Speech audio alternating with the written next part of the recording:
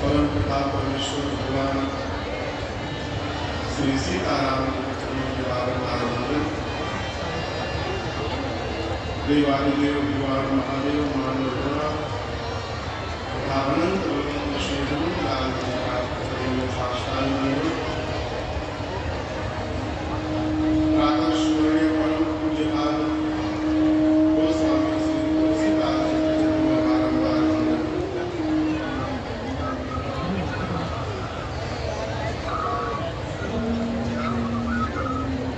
जौनपुर के संशादबंद नगर में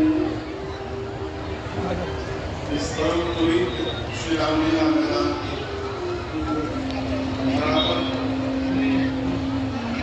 चल रही है 9 दिवसीय श्री राम कथा संवाद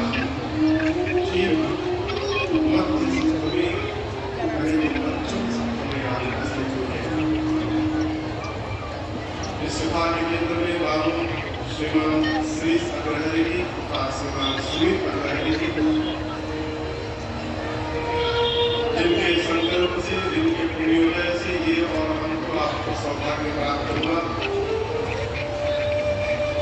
आज पंचम सत्र में दैनिक माननीय रत्नेश्वर अश्विनी अग्रहरि जी, श्रीमती रत्ना अग्रहरि जी, रूपाली अग्रहरि जी, श्रीमान अनिल कुमार जी, श्रीमती देवी देवी जी, श्रीमान स्मित अग्रहरि जी, श्रीमती प्रिया अग्रहरि जी तथा श्रीमान अमर अग्रहरि जी,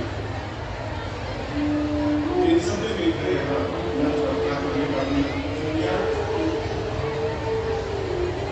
आसपास से दूर से आया समस्त आकर्षक श्रोतागण भक्ति में माताएं बहनें उपस्थित स्वस्थ संचरण मंच पर उपस्थित श्रद्धेय श्री कुलदीप जी महाराज और हमारी पूरी मंडली, आप सभी लोगों को हमारा सादर जय सिया राम। जय सिया राम। विवाह उत्सव है आपको जोर से जय सिया राम। जय सिया राम। कहाँ कल विराम लिए थे हम लोग याद है?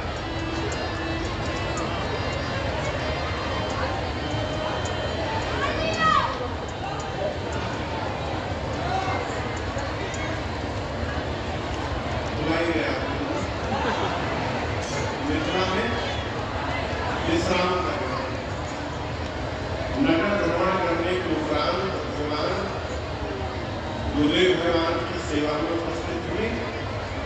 फिर भोजनोपरांत सबसे पहले गुरु जी सुने गए, गुरु जी के बाद राम जी सुने गए, राम जी के बाद लक्ष्मण जी प्रातः काल उठे लखन मुनि विगत सुनी अरुण शिखा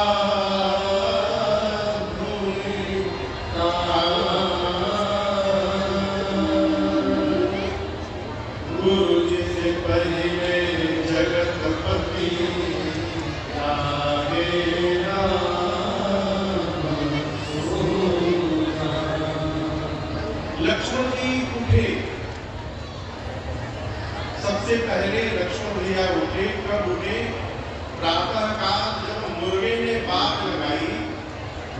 इसकी आवाज को सुनकर लक्ष्मण भैया स्वयं उठ के चले।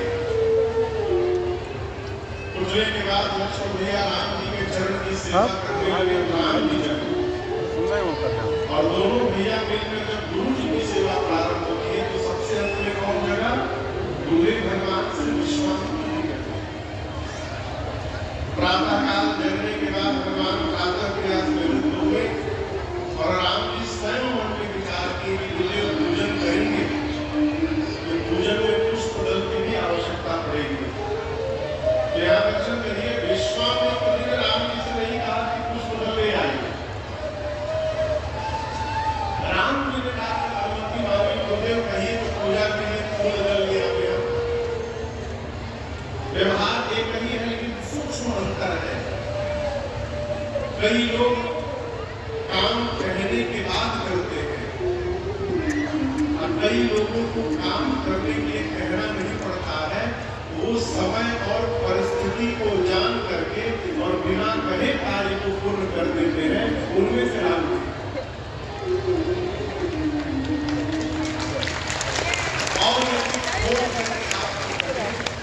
तो नौकर और सेवक का यही अंतर है। नौकर क्या जो नौकरी करे, जब तक आप बोलिए ना कुछ करवे ना करेगा। जो कहने के बाद कार्य पूर्ण कर रहा है वो नौकरी कर रहा है। और सेवक को कहना नहीं पड़ता है। सेवक समय जानकर बिना कहे कार्य को पूर्ण करता रहता है। इस सेवक की परिभाषा। सेवक धर्म बड़ा कठोर है। राम जी समय जाने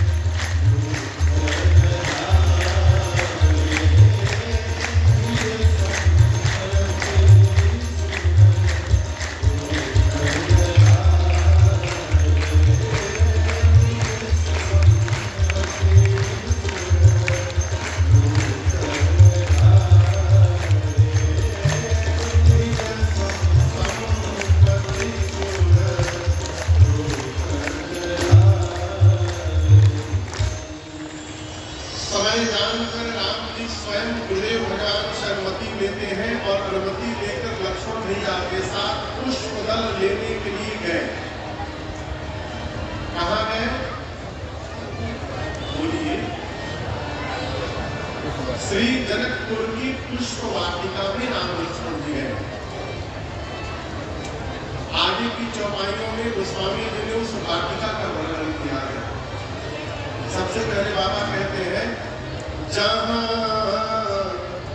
वसंत ऋतु रही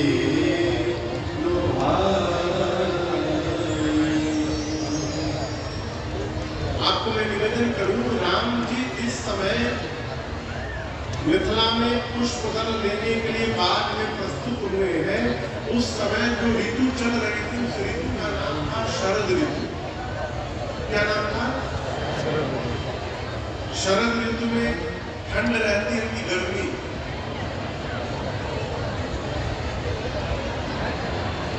कितनी गर्मी होती है ना, बोलिए।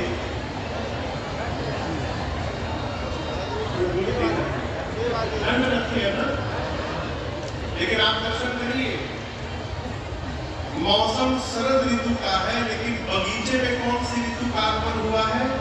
जहां बसंत ऋतु रही।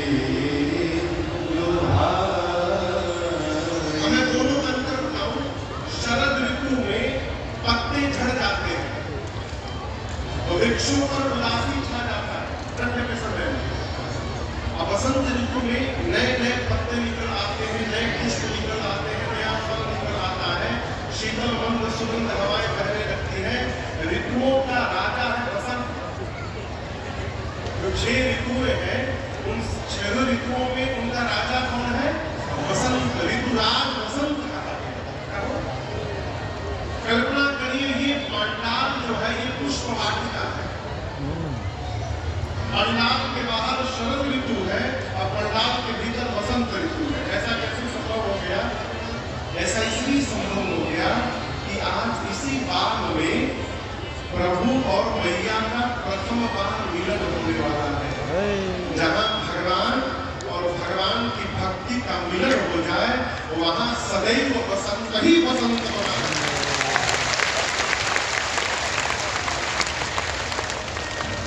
आप कभी भगवान के भक्त को उदास नहीं देख सकते।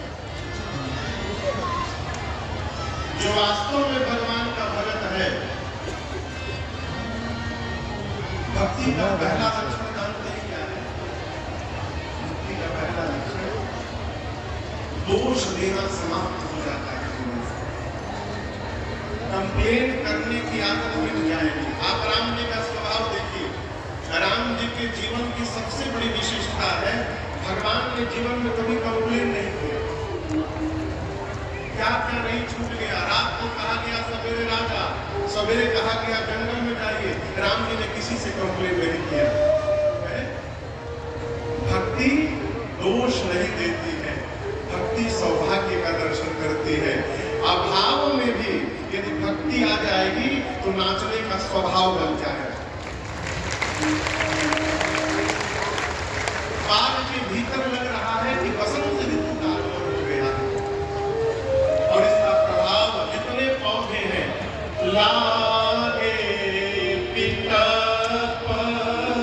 बिटप मतलब, बिटप मतलब कठिन हिंदी बोलती है क्या? बिटप मतलब जाओ पेड़, जंगल नहीं। बिटप यानी वृक्ष, पेड़, अंग्रेजी में ट्री, पौधे। लागे बिटप, बगीचे में वृक्ष लगे हैं कैसे? मनोहर। मनोहर यानी जिनको देख लेने के बाद इस मन का हरण हो जाए। ऐसे कोई भी वृक्ष नहीं थे जो मनोहर न हो।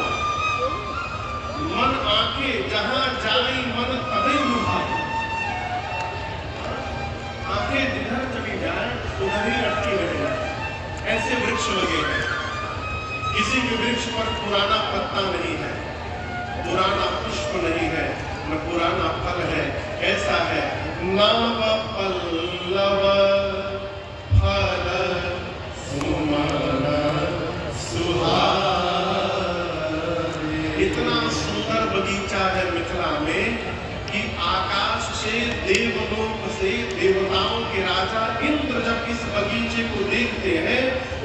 लज्जा आती है। किस बात की लज्जा? देवलोक में भी उतना सुंदर रमणीय बाग नहीं है जितना मिथिलापुरी में जनक जी महाराज के पास बाग है। ये जानते क्यों है? जीवन का परिणाम है। बड़ी सूक्ष्म बात मैं आपसे निवेदन करूं, दुष्ट व्यक्ति के द्वारा लगाया गया वृक्ष कभी मीठा फल दे ही नहीं सकता।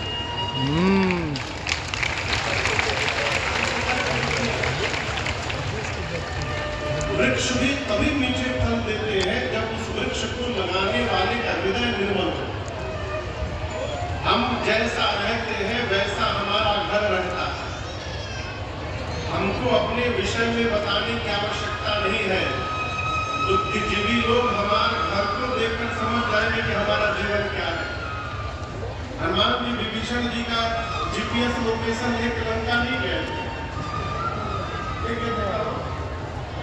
विभीषण जी महाराज का घर में देखकर हनुमान जी समझ गए साधु का घर है। उनको बताना नहीं पड़ा, किसी से पूछना नहीं पड़ा। रामायुधं कृतगृहं शोभा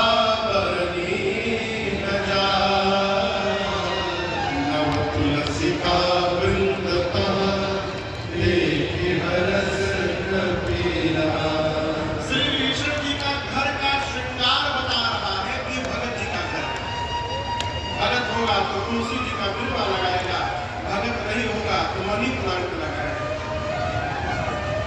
एक लोग घर में बहुत मनी प्लांट लगा था, मुझे ही कहा करो, बोले महाराज इसका नाम है मनी प्लांट। मनी प्लांट लगाइए, मनी आएगा। जितना मनी आपको करो बनाते ध्यान रहे। एक बात समझिएगा, पूज्य स्वामी जी, पूज्य स्वामी श्री राजेश्वरानंद सरस्वती जी महाराज तो भगवत धाम चले गए। कहा करते थे, भाग्य में यदि होगा, कहाँ होगा? भाग में। भाग्य में यदि होगा तो जो भाग गया है वो भी भाग करके आएगा। भाग्य में है तो जो भाग गया है वो भी भाग करके आएगा, जाएगा नहीं। अब भाग्य में यदि नहीं है तो जो आया है वो भी भाग के चला जाएगा। कितना ऐश्वर्य मिलना है ये निश्चित है। आप मनी प्लांट लगाइए, कैक्टस लगाइए, कुछ भी लगाइए, वो आएगा ही आएगा।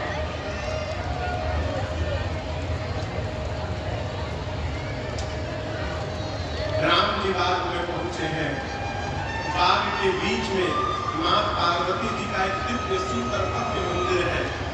बाग के बगल में एक सुंदर सरोवर है।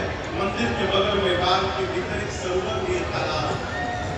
आज इस बाग में चाका, कोयल, तोता, चकोर चारों पक्षी चहचहा रहे हैं और मोर चारों तरफ नाच रहे हैं। राम जी आए, दर्शन किए। बाग तड़ाग त्रिलोकी पर हर से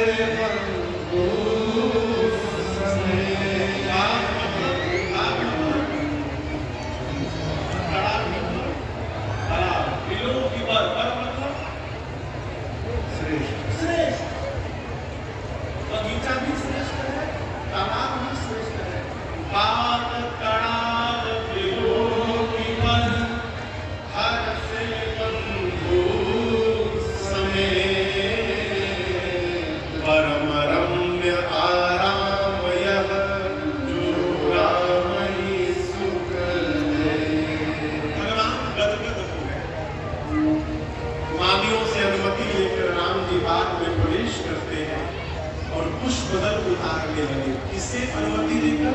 मानवियों से। राम जी कहना चाहते हैं कि किसी की भी बाग से, बगीचे से बिना पूछे पुष्प नहीं उतारना चाहिए। ये पाप वृत्ति है। सागर में भी बहुत चतुर लोग होंगे, सब जगह 4-5 बजे भोर में डलिया लेकर निकल जाते हैं।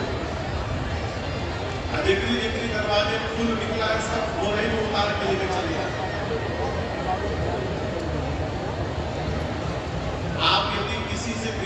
अच्छे पुष्प उतार करके भगवान को चढ़ाइएगा, चढ़ाइए अच्छी बात है, लेकिन ये भी याद रखिएगा उस पुष्प को चढ़ाने का पुण्य आपको नहीं मिलेगा। कहाँ जाएगा महाराज? तो देखिए दीवारे से उतार करके लाए हैं उसके घरे जाएगा।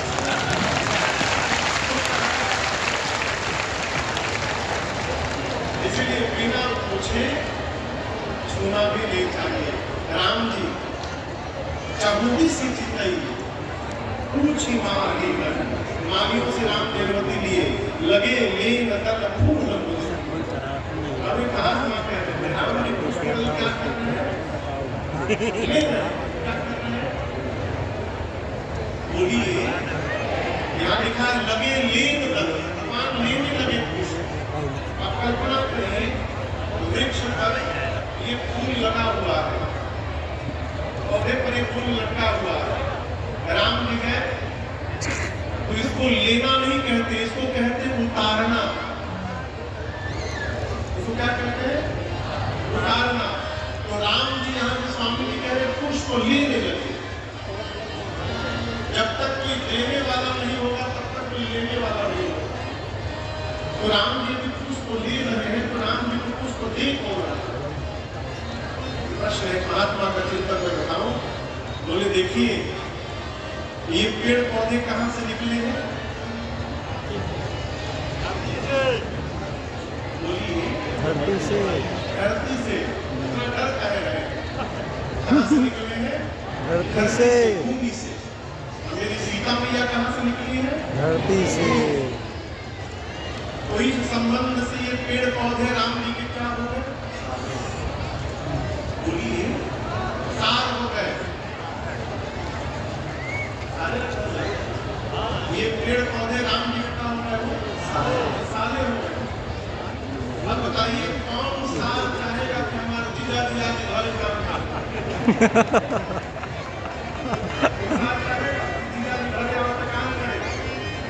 यहाँ भाव क्या है? राम जी डलिया लेके चलने लगे और ये पेड़ पौधे अपने आप झुक झुक कर उस डलिया में पुष्प डालने लगे। इसलिए भगवान पुष्प ले रहे हैं। ठीक उसी समय बाबा कहते हैं यही अवसर सीमा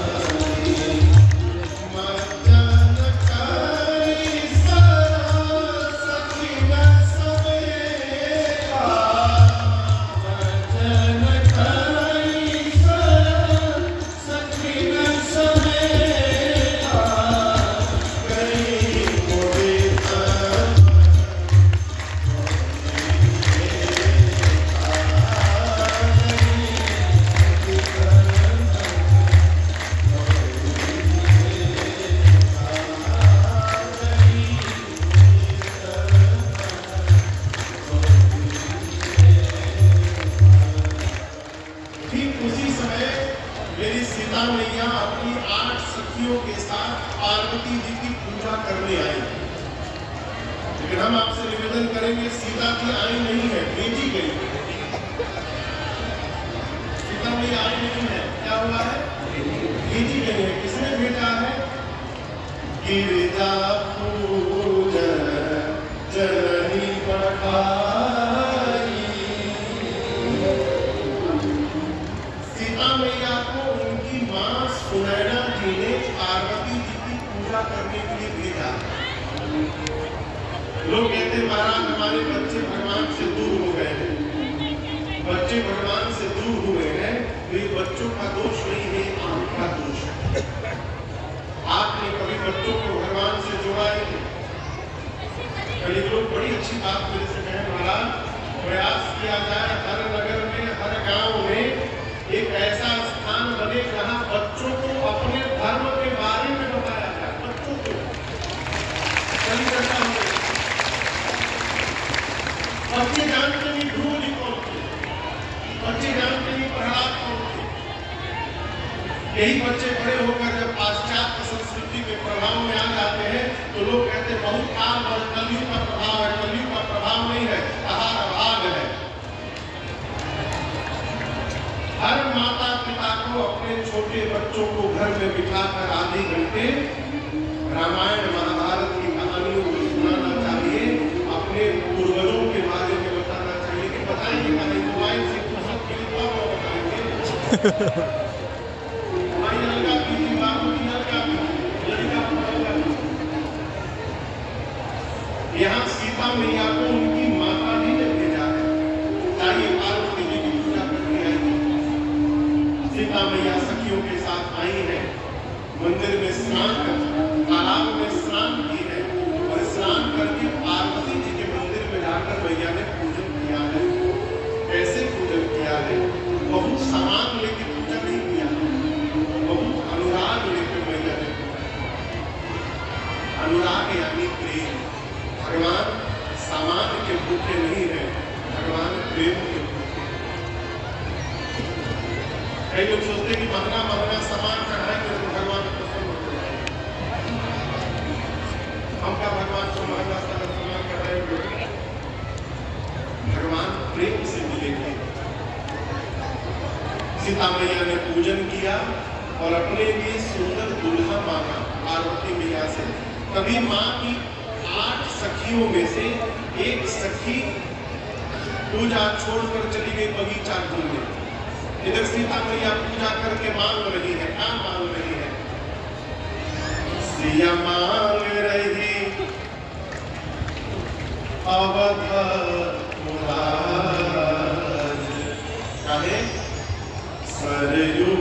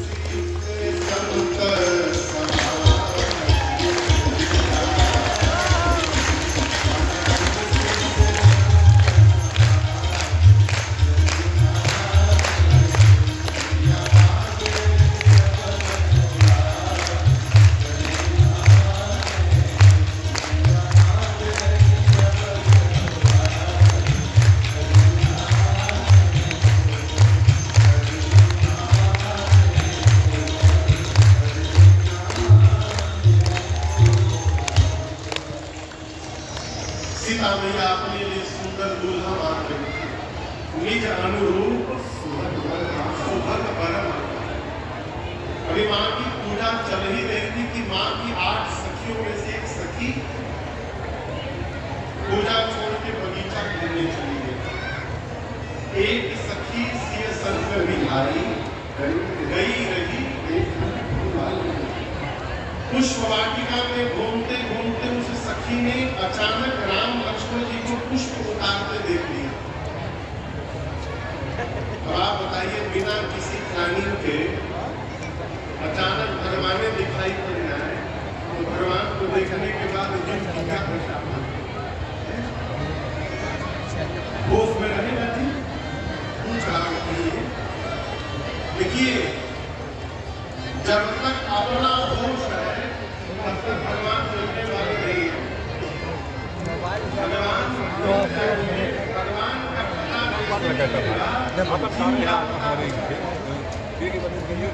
अपना पता चल रहा है तब तक भगवान लापरवाह। जैसे उस सखी को परमात्मा दिखाई पड़े राम जी, आवली हो गई। मन में सोचने लगी, कल वाले हैं जो नगर में घूमने आए थे, अगर हम ठीक से देख नहीं पाए थे, आज तो आमने सामने भेटा गए।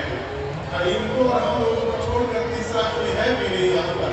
गौरी मंदिर की गई है तो उसका पूरा शरीर कांप रहा है, पांव टेढ़े टेढ़े पड़ रहे हैं, एक रोग पुलकित है, आंख से रो रही है, मुख से खिलखिला कर हंस रही है, पागलों जैसा। सखियां पूछिए, तुम्हारी ये दशा कैसे हो गई? कहती है, कुछ कर दिया है शायद।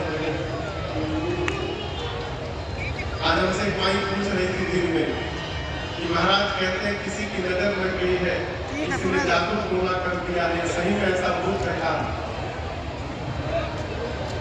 सही में जादू टोना होता है, लेकिन भगवान का टोना लग जाए ना तो और आनंद आ गया।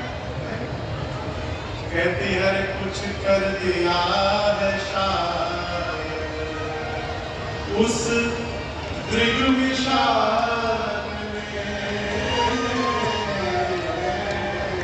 कुछ कर दिया है शायद, अरे कुछ कर दिया है शायद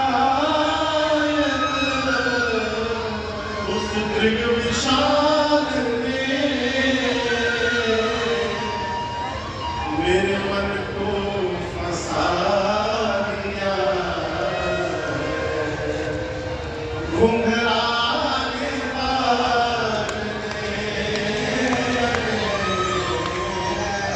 कुछ कर दिया।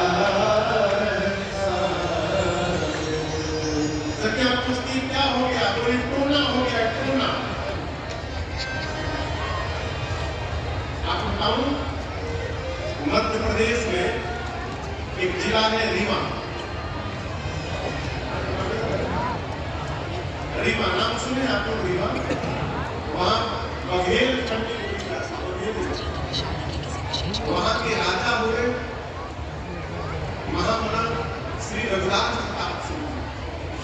वो राम जी के बड़े भक्त हुए। वहाँ के राजा हुए रघुराज प्रताप सिंह जी, वो राम जी के बड़े अद्भुत भक्त हुए। ये उनकी रचना है, इस पर को उन्होंने लिखा है महाराज साहब ने। सखी कहती है, हमका मतलब हमको, हमारा के इधर क्या बोलते हैं साहब? हमके वह कोई सोचिए, अरे हमका लगाई दिन टोना किशोर